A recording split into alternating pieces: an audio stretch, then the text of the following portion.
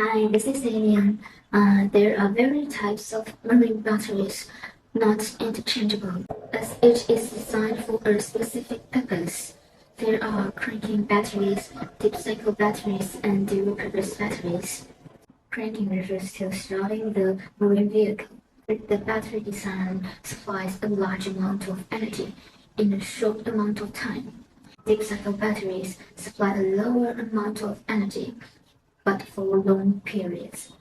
It can power all items on the boat. Dual-purpose batteries are also called the hybrid batteries and fulfill the role of deep cycle batteries and starting batteries. However, they have a limited capacity, which makes them only suitable for small boats. Choosing a dedicated battery for each purpose, cranking or deep cycle, is always the best option for performance, capacity, and lifespan. Lithium batteries start from cells to battery pack, offering high efficiency energy. Bye.